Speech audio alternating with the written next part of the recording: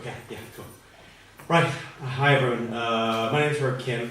I gave a long-form version of this presentation back in September. So if you've seen it before, apologies, but this is going to be the short, very entertaining version. So I am the CEO of a company called, I'm going to skip that. I'm Korean. This is about me. I'm originally from Brooklyn. I lived most of my life before 1997 between Brooklyn, New York, and Philadelphia. I moved here in 97 to Oxford to go work for Blackwell's to help them sell more books online. I now live here in South Liverpool with my partner Marie and our 4-year-old daughter Alice.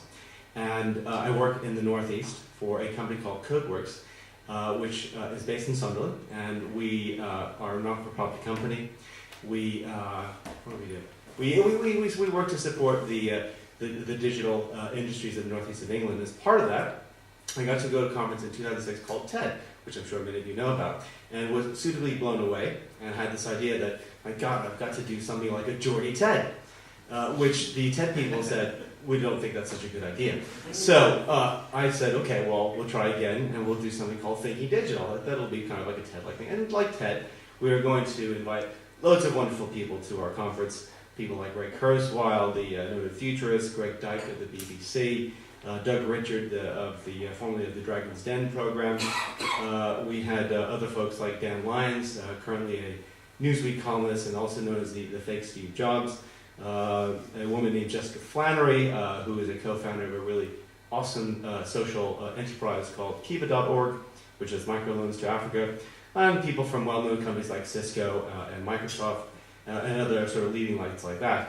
And we kind of sort of bet the company really in terms of we rolled out anything we could possibly think of in terms of traditional marketing we did.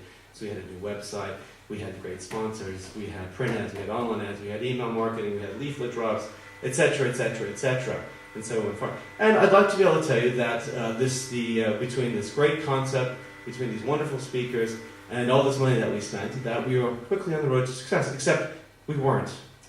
We were really looking a lot more like a bit of a train crash than like a great conference. And about 3 years ago, almost today, I counted this, we had a 375-person venue, and we sold 100 tickets with 5 weeks to go. So we were really shitting ourselves, yeah? And so, in the end, we managed through a lot of scraping and fighting to get there. We didn't completely humiliate ourselves. We did survive. It was very costly in a whole number of different ways.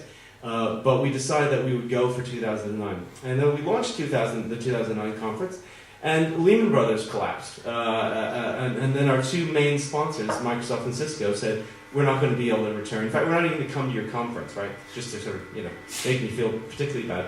So, but somehow or another, we survived this. And not only that, something changed in the time period. And we actually ended up selling out the 2009 conference, thinking, my God, this is going to be an even bigger disaster than the 2008 conference. And lots of good things started to happen for us.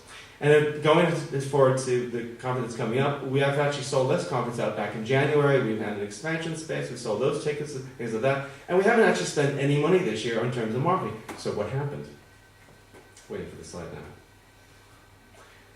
Right, so back in 2008, terrible results, but the people who actually came to our conference really seemed to like it. We sent out an 11-page survey, which is like the first thing not to do when you survey people, is to send an 11-page. 78% of the people said, I'm going to reply to that in full. And so they said it was really great. Some other things happened, though. I'd love to say this is all strategy, but we really got lucky in a big way, because kind of social media was just kind of really starting to become a mainstream sort of thing at this time. And it kind of happened to us in a number of different ways. We didn't have a blogger strategy. We didn't think to invite any bloggers. We happened to luckily have a couple of really influential bloggers, one of them Steve Clayton from Liverpool, actually, who now works for Microsoft, and blogged us to high heaven. Sky News came again. We didn't know they were coming. But the most important thing is they put that video online so that people on Twitter, for example, could then point to it and say, hey, you got to check out this amazing video. The other thing that happened on Twitter was that in 2008, 2009, Google was our #1 referring website. If you look at what happened on Twitter from 2008 to 2009, our traffic from there goes up by 700%. Twitter becomes the single most important thing that happens to us and saves my conference. So it suggests to me a future that is less about buzz and spin and more about great products, services, experiences, and people, and focusing on letting your community do your marketing for you, because there's going to be no other choice. That's me. I hope you enjoyed the story. This is, of course, where my various Twitter handles, if you would like to extend the conversation. Thanks very much for the time, and I look forward to speaking to you afterwards.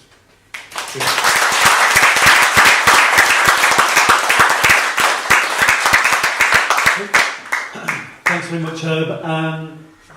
And that is the end of the evening. That's the end of Ignite Liverpool 2.